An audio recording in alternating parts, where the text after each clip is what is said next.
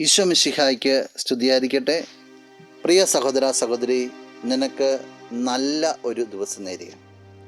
ഇന്നത്തെ ദിവസത്തിൽ ഈശോ നിൻ്റെ ജീവിതത്തിലേക്ക് കടന്നു വരട്ടെ എന്ന് ആത്മാർത്ഥമായിട്ട് ആശംസിക്കുന്നു. വിശുദ്ധ മത്തായി അറിയിച്ച സുവിശേഷം 13-ാം അധ്യായം 47-ാം തിരുവചനം. സ്വർഗരാജ്യം എല്ലാത്തരം മത്സ്യങ്ങളെയും ശേഖരിക്കാൻ കടലിൽ എറിയപ്പെട്ട വലയ്ക്ക് തുല്യം. ഈശോ സ്വർഗരാജ്യത്തെ പല രീതിയിൽ ഉപമിക്കുന്നതായിട്ട് നമ്മൾ കേട്ടിട്ടുണ്ട്. ഈശോ ഇന്ന് പറയുന്നത് എല്ലാ തരം മത്സ്യങ്ങളെയും ശേഖരിക്കുവാനായിട്ട് കടലിലേക്ക് എറിയപ്പെട്ട വല. സ്വാഭാവികമായിട്ട് എല്ലാ തരത്തിലുള്ള മത്സ്യങ്ങളും ഈ വലയ്ക്കകത്തായി. അതിനുശേഷം ഈ മുക്കൂര് ചെയ്യുന്നൊരു കാര്യമുണ്ട്. ഇതിൽ നിന്ന് മത്സ്യങ്ങളെ വേർതിരിക്കുകയാണ്.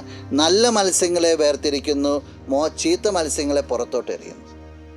ഈശോ എന്നിട്ട് പറയുന്നത് യുഗാന്ത്യത്തിൽ ഇത് സംഭവിക്കും എന്നുള്ളതാണ്. സ്വർഗരാജ്യം എന്ന് പറയുന്നത് നന്മയിൽ നിറഞ്ഞു നിൽക്കുന്നവർക്ക്, ദൈവത്തോട് ചേർന്ന് നിൽക്കുന്നവർക്ക് വേണ്ടിയുള്ള സ്ഥലമാണ്. യുഗാന്ത്യത്തിൽ ഒരു വേർതിരിവുണ്ടാവും. നിൻ്റെ ജീവിതത്തിലേക്ക് തിരിഞ്ഞു നോക്കിക്കൊണ്ട് നീ ദൈവത്തോട് ചേർന്നാണോ നിന്നത് എന്നൊരു വിശകലനം ഉണ്ടാകും. അവിടെ നീ അകത്തോ പുറത്തോ ആക്കപ്പെടാം. ഈശോ പറഞ്ഞു വയ്ക്കുന്നത് എന്തിനാന്ന് ചോദിച്ചാൽ, ജീവിതത്തെ ക്രമപ്പെടുത്തിക്കൊണ്ട് സ്വർഗരാജ്യത്തിൽ എത്തിച്ചേരുവാനാണ്. നിനക്കത് സാധിക്കട്ടെ. നമുക്ക് പ്രാർത്ഥിക്കാം. കണ്ണുകൾ അടച്ചൊന്ന് കരങ്ങൾ കൂപ്പാം.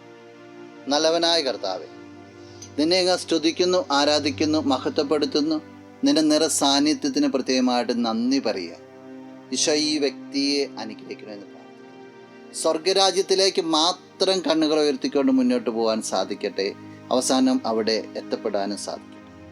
ഈ ദിവസത്തിന് വേണ്ട നന്മകൾ, കൃപകൾ, സംരക്ഷണം എല്ലാം നിന്റെ നാമത്തിൽ സംഭവിക്കട്ടെ, ഇപ്പോഴും എപ്പോഴും എന്നേക്കും. ആമേൻ. നീ പരിശുദ്ധൻ, നീ എന്നും സ്തുതിൻ ദൈവമേ.